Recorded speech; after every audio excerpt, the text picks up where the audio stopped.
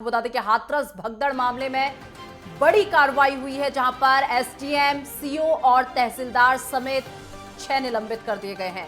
SIT की report के आधार पर यह निलंबन की कार्रवाई की गई है। स्थानीय प्रशासन ने आयोजन को गंभीरता से नहीं लिया है, यह कहा गया है इस रिपोर्ट में, और इसी के साथ वरिष्ठ अधिकारियों को नहीं दी समुचित जानकारी।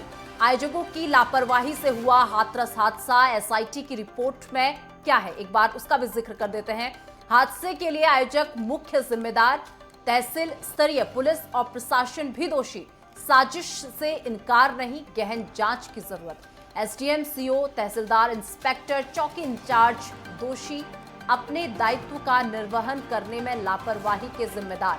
एसडीएम ने बिना जांच पड़ताल के कार्यक्रम की अनुमति दी है।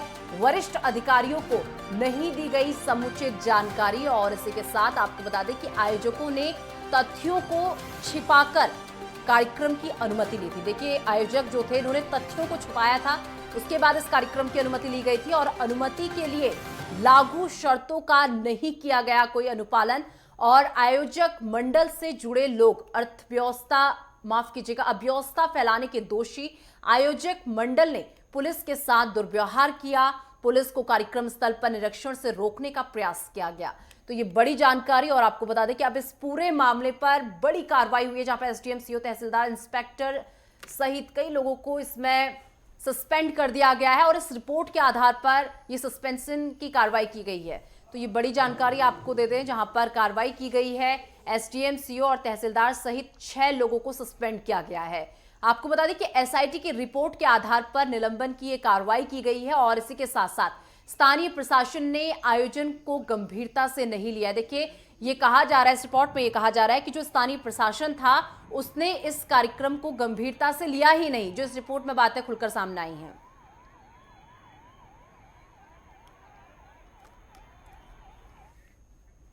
और तमाम जानकारी के साथ प्रमुख संवाददाता लालचंद इस वक्त मेरे साथ जुड़ चुके हैं। लालचंद, देखिए, हाथरस हादसे में अब एक बड़ी कार्रवाई की गई है। यहाँ पर कई लोगों को सस्पेंड किया गया है, और रिपोर्ट में कई चीजों का खुलासा हुआ है। क्या क्या चीजों का खुलासा इस रिपोर्ट में किया गया है?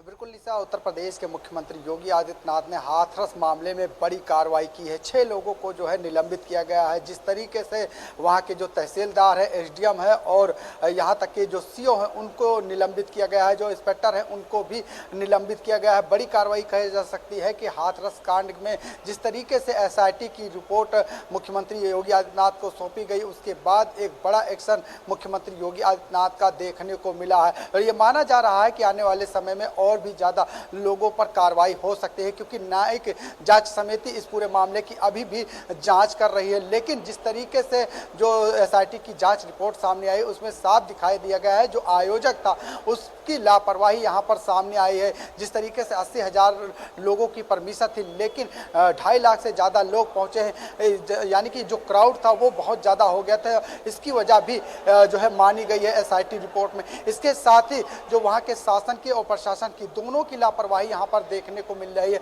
यही वजह है कि वहां के पर जो है एक बड़ी कार्रवाई की गई है। जिस तरीके से यह भी माना गया है कि जो कहा जा सकता है कि जिस तरीके से इनकार नहीं किया जा सकता है कि जो है यहाँ पर जो जिस तरीके से एक जो है हिंसा होने की जो संभावनाएं थी, तो जाहिर सी बात है कि तमाम चीजें यहाँ पर देखने को मिली है। जिस तरीके से वहाँ की जो पुलिस प्रशासन थी उसने उस कार्यक्रम को गंभीरता से नहीं लिया। इसके साथ ही वहाँ का जो जिला प्रशासन था वो उसने भी इस जो है कार्यक्रम को गंभीरता से नहीं लिया। शायद यही वजह है कि एसआईटी की टीम ने जो जांच की है 4 से 5 दिनों में, उसको लेकर जो है अब बड़ी कार्रवाई देखने को मिली है। क्योंकि जिस तरीके से वहाँ पर एक बड़ी संख्या में लोग पहुँचे, और जिस तरीके से सत्संग वहाँ पर भोले बाबा का चल रहा था, उसको लेकर जो आयोजक की तरफ से जो इंतजाम किए गए थे वो इंतजाम पुख्ता नहीं थे। यही वजह है कि हादसे हादसे का कारण ये भी बताया जा रहा है। इसके साथ ही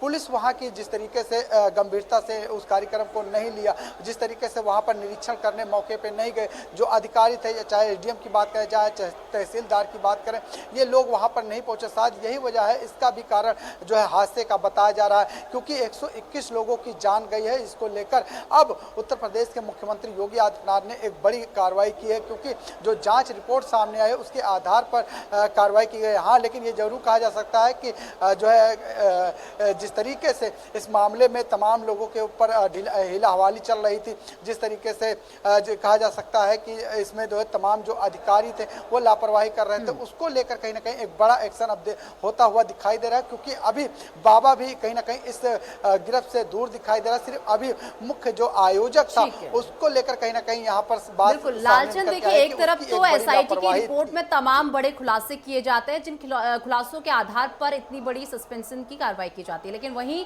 अगर बाबा के वकील की बात कर ली जाए, यानी एपी सिंह की बात कर ली जाए, तो एपी सिंह एक नई थ्योरी इस पर दे रहे हैं। वो कह रहे हैं कि वहां पर कुछ अराजक तत्व ऐसे शामिल थे, जब वो सत्संग हुआ था उस वक्त कुछ अराजक तत्व ऐसे थे जिन्होंने स्प्रे का छिड़काव किया है, जहरीले स्प्रे का छिड़काव किया, जिसकी वजह से ये भगदड़ मची है।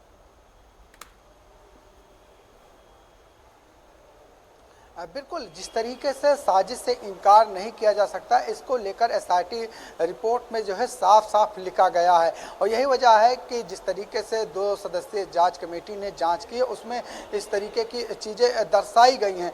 लेकिन हाँ, ये ज़रूर कहा जा सकता है कि इसमें कई लोगों की लापरवाही यहाँ पर दिखाई दी है। जिस तरीके से पुलिस प्रशासन से लेकर जिला प्रशासन की यहाँ पर लापरवाही दिखाई दी कि इतनी बड़ी संख्या में लोग पहुँचे और वहाँ पर व्यवस्था के नाम पर जीरो दिखाई दिया। और यही वजह है कि एक बड़ी घटना हुई है, सामने आई है। लेकिन लालचंद, एक बार में वो थ्योरी जो बाबा के वकील जो एक थ्योरी बार बार बता रहे हैं, लालचंद मैं उस थ्योरी का जिक्र कर रही हूं जो एपी सिंह की तरफ से बार बार कहा जा रहा है कि जहरीला स्प्रे का जो है वहां पर इस्तेमाल किया गया था, छिड़काव किया गया था, जिसकी वजह से भगदड़ मची है। क्या कोई सबूत वहां पर मिला है, कोई स्प्रे का डब्बा वहां पर मिला, जिसकी वजह से जो एक तरफ तो ये स्टेटमेंट बार बार बाबा के वकील की तरफ से दिया जा रहा है कि जहरीले स्प्रे का यूज किया गया था, क्या कोई तथ्य ऐसे मिले हैं?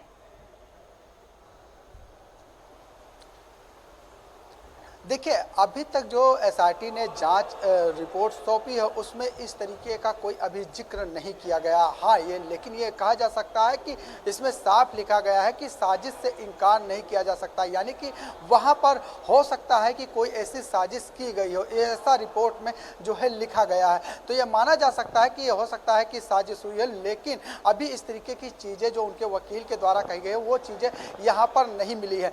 यहाँ पर साफ दिखाया गया है कि जो क्राउड था वो बहुत ज़्यादा हो गया था, जो व्यवस्थाएं थी वो सही नहीं थी, और जो वहाँ का पुलिस प्रशासन था उसने वहाँ पर निरीक्षण नहीं किया कि इतनी भीड़ हो गई। वहाँ ये भी लापरवाही दिखाई दी। जो एसडीएम थे या तहसीलदार थे उनकी भी जिम्मेदारी यहाँ पर तय की गई कि इतनी बड़ी संख्या में लोग पहुँचे और आपका जो एरिया था वहाँ पर इतनी भीड़ पहुँची, लेकिन वहाँ पर जो लापरवाही दिखाई दी। और सबसे पहली बात यहाँ पर निकल के आई थी कि बाबा के चरणों को छूने के लिए जिस तरीके से लोग भगदड़ मच गई। इसके बाद वहाँ पे जो उनके बाउंसर थे, जो बाबा की सिक्योरिटी गार्ड थी, उन्होंने धक्का मुक्की की, इसके वजह से भी भगदड़ मच गई।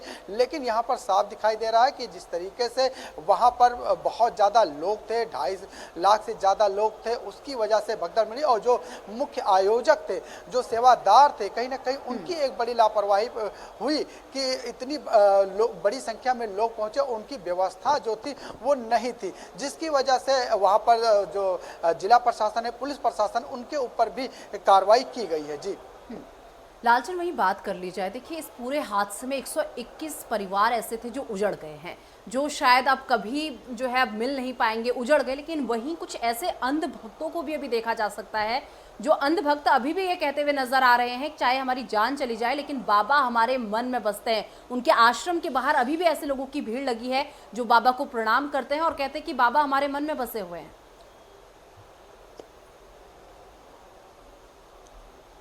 बिल्कुल, जिस तरीके से भोले बाबा अपने सत्संग के जरिए तमाम लोगों के अंदर जो है राज करते हुए दिखाई दे रहे हैं, या कहा जा सकता है कि ऐसे तमाम भक्त हैं जो अंधविश्वास करके वो उस बाबा के अभी भी परमेश्वर मानते हुए दिखाई दे रहे हैं। जिस तरीके से घटना हुई उसके बाद भी आप देखिए जो बाबा का आश्रम है वहाँ पर लोग मत्था टेकते हुए वहाँ पर दिखाई दे, बड़ी संख्या में लोग अभी भी उनको परमेश्वर मान रहे हैं। यानी कि इतनी बड़ी घटना होने के बावजूद जो बाबा उन मृतक परिवारों से मिलने नहीं आया, भागा भागा फिर रहा है, उनको देखने नहीं आया, उनकी गाड़ी जिस तरीके से तेजी से निकलती चली गई और उसने पीछे घूमकर देखा नहीं, इससे ये साफ जाहिर होता है कि आज भी लोग अंधविश्वास पर विश्वास करते हुए दिखाई दे रहे हैं। जिस तरीके से अभी भी बड़ी संख्या में लोग उनसे जुड़े हुए हैं और वहाँ पर माथा टेकते हुए दिखाई दे रहे हैं। जिस तरीके से बाबा के आश्रम में खुलासा हुआ कि जो हैंडपंप लगे हुए हैं उसको पीने से वहाँ से जो है अमृत निकलता है, इस तरीके की चीज़ें निकल के आए। और आप देखिए एक सामान्य सा व्यक्ति